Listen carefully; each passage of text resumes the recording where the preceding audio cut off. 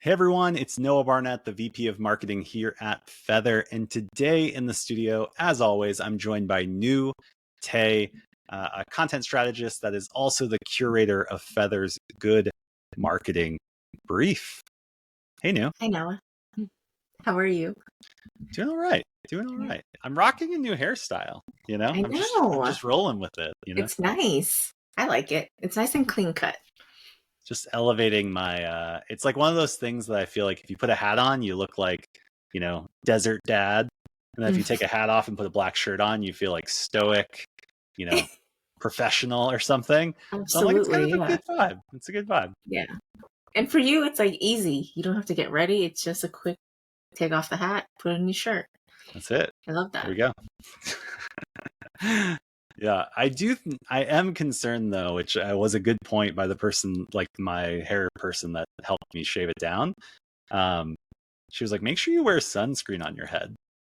Yeah. And I was like, I already had to do that a little bit because I was struggling with a little bit balding early in my life. Uh-huh. But now, like you're holding, and I was like, that's a great point. Like Hmm. this is vulnerable area. So Do you burn easily? Because yes, then you gotta yes, really layer yeah, it. Make sure you're consistent. yeah. I think the solution is not sunscreen; it's called a hat. So I'm going to be wearing hats all summer here in Arizona. Yeah, that's the easiest solution for sure. Yeah. Well, as always, we come together to really dive in and talk about this week's Good Marketing Brief, which is a Hmm. curated set of resources that really act as a compass for nonprofit marketers as they wade through and navigate the constantly changing world of marketing. But what was this week's topic and what did you dive into? Yeah, I dove into peer-to-peer fundraising. The timing was just right with peer-to-peer forum happening just last week here in Philly. And they released, they do this research every year, kind of measuring the top 30 peer-to-peer programs. So, we talk a lot about digital channels and making sure you're kind of leveraging them all to create a better experience for your supporters, but not to forget that this also includes more community building marketing strategies like peer to peer, which often can be in the form of, creating online campaigns and letting your supporters create fundraisers on your behalf. Or, I think the most popular is hosting when you're hosting like a 5K or a race. You have that added component of like paying the registration fee as like your kind of ticket to the event, but also adding the layer of like creating a fundraiser and creating more deeper impact for the organization you're supporting by raising funds from your friends and families and just your networks. Yeah, absolutely. Peer to peer has such a special place in my heart. Me too. Because back in, I think it was 2010, so 14 years ago, I actually helped create the peer to peer program at an organization I was working at. Hmm. Because one of the age old truths, and this isn't a new thing, it wasn't a new thing back then, is people trust what other people have to say. Word of mouth is still the number one marketing source. No matter what we want to say in our brilliance as marketers, like word of mouth is still one of the largest drivers of adoption.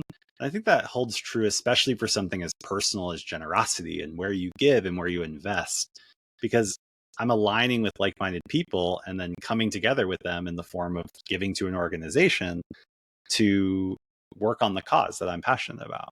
And so when you said the topic was peer to peer, I was like, oh, I remember peer to peer because it's really like one of the more, I feel like, holistic. And even like if we go all the way back when people were self-organizing before 501c3s were even a real thing, that was peer to peer. It was like, hey, we have a problem, y'all. Hey, let's go tell our friends that we have a problem and then we're going to go work on it and fix it. That's what it is just now in the digital age. And I think we've renamed it sometimes in the modern era as like Hmm. influencer marketing or this, or but it's really just like humans telling other people what they're excited about and inviting them to come be a part of it. And that Yeah, sense of belonging together, working on a cause is always a sustainable growth strategy.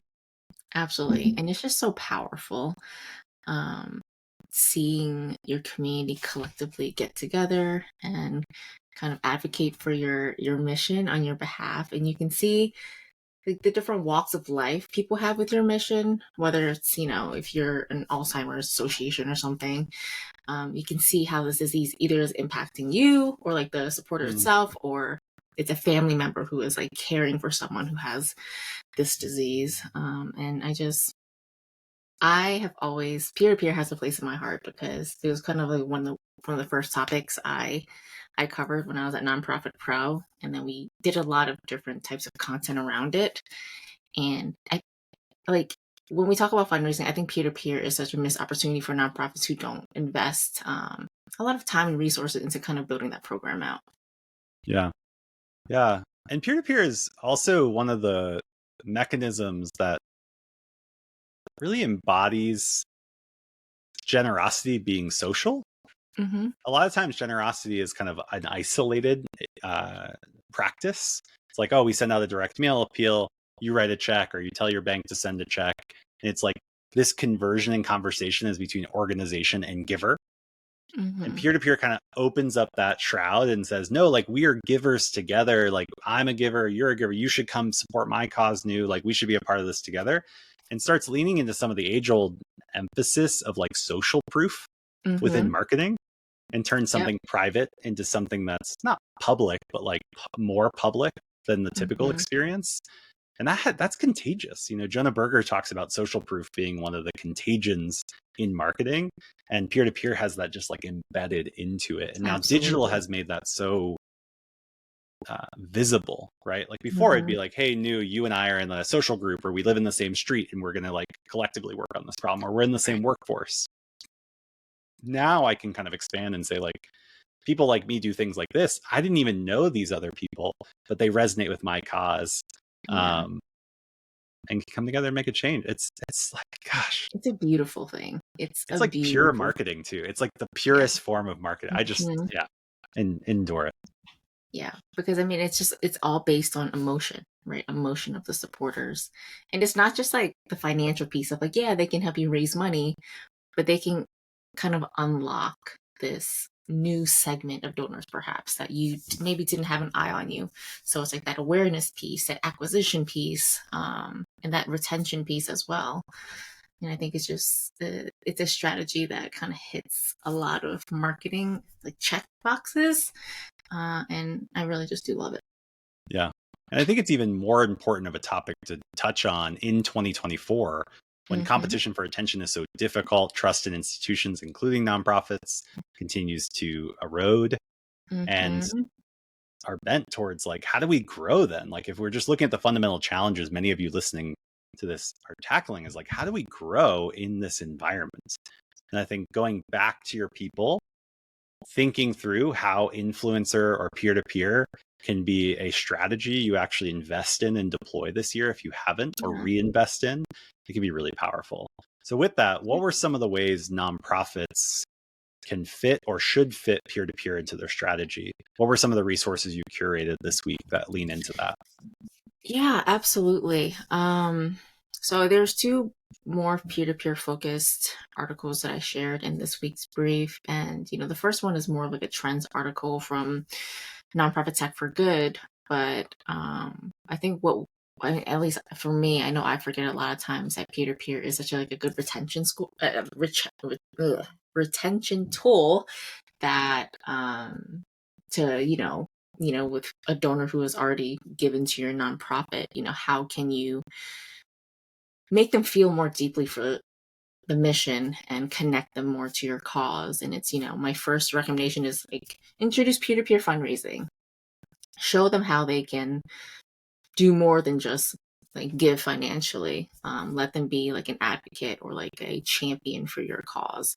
But then there's also that acquisition piece that I mentioned earlier of like, as a peer-to-peer fundraiser, I'm now reaching out to my community, and as a friend or family member or a person raising funds, I'm like, oh, I wonder, what is this organization all about? I've never heard of them. Let me look into it.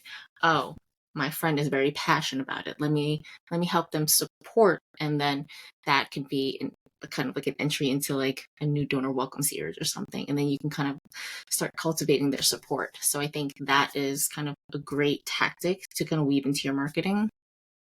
Um, The second piece is from one of our partners, Classy, and it's like how to kind of activate peer-to-peer fundraisers more.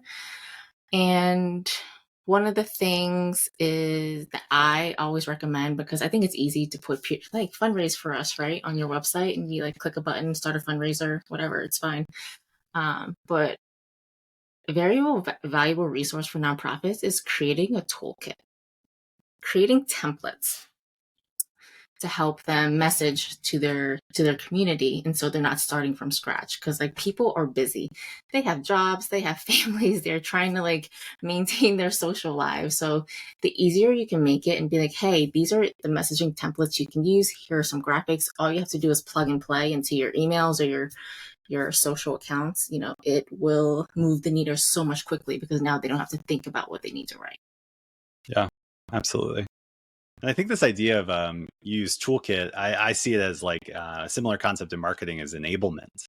And like, if you think about like giver enablement, it's like a weird concept, but I think it's really interesting of like, people give to your organization, and if they're a part of the cause now, how do we actually enable them to be advocates on our behalf? And it could be more formalized, like you're saying, through a peer-to-peer program, using software like a Classy or other to activate someone and kind of create the technology toolkit. But more importantly, it's like, well, how do I actually fundraise? Like, I don't know how to talk about this. And I think about it from like political and advocacy groups. I feel like they've done a really, really good job at this idea of enablement, because they're highly dependent on supporter enablement to kind of advance the movements. Yeah. But any organization can really do this and think through like, how are we enabling givers to be drivers of, or to leverage their influence to help us grow, to connect with others, drive forward. Peer-to-peer often gets categorized as like, oh, something a part of these big events, or like St. Jude's does this or this does that. Like, we can't do that. It's really not even that. You could have 5 people this year use their influence to drive 50 donors, and that be a learning environment for you as an organization to see like, oh, wow, if we really tap into this and we enable it, it bears fruit. And if we were looking for something that we commonly do that we might not often think as peer-to-peer, is in major giving or board engagement or board fundraising. We often ask these major donors or institutional givers or our board members to say, hey, could you host a small event? Could you host a golf tournament?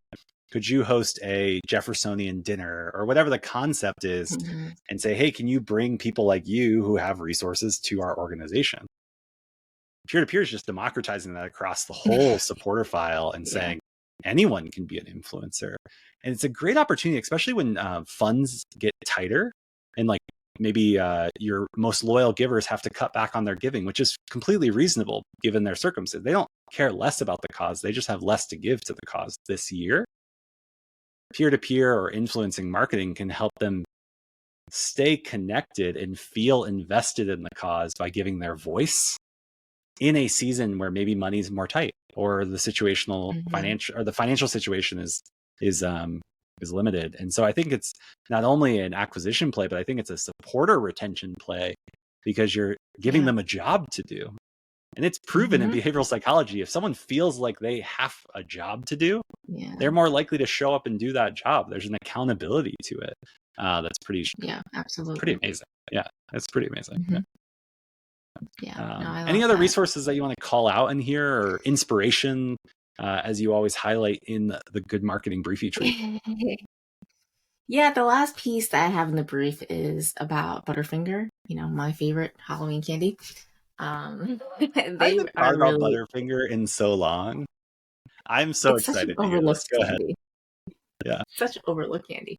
But what they're doing in 24 is pretty cool, because they're kind of like doubling down on their investment on like gaming influencers and those types of digital creators, which I think is great, because I know they want to, in like their plan is they want to kind of unlock customers in millennials and the Gen Z, the younger generations.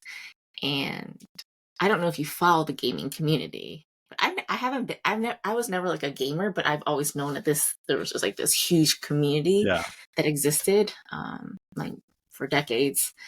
And those influencers have a lot of power over their like followers or their supporters. And so if you can connect with like a major gaming influencer, and if they like live stream a game raising money for your cause, we've seen it with St. Jude, and then even Children's Network's Miracle Hospitals, Yeah. Extra Life.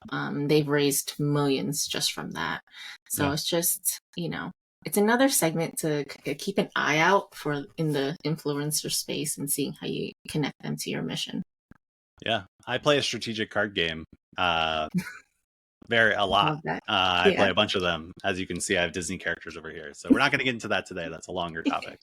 But you mentioned Extra Life. Like, they did a strategic brand partnership with the card game I play and released specific collectibles co-branded as Extra Life, and they do it every year. Yeah. And like, they raise a bunch of money from that, and it's exposing to maybe an audience that they wouldn't naturally connect with. And I think that's the key lesson here. Your audience may not be hanging out on Twitch watching gamers stream, and you may not be trying to engage that audience in the way Butterfingers are, or every single energy drink is, which we don't have time to talk about that either. But gosh, we have so many things. We should have after hours like podcasts where we talk about all the things we couldn't get to. But it's like, who does have the attention of your ideal supporter base? Like, when you look at your current best donors, like who has their attention? Like, what is the group?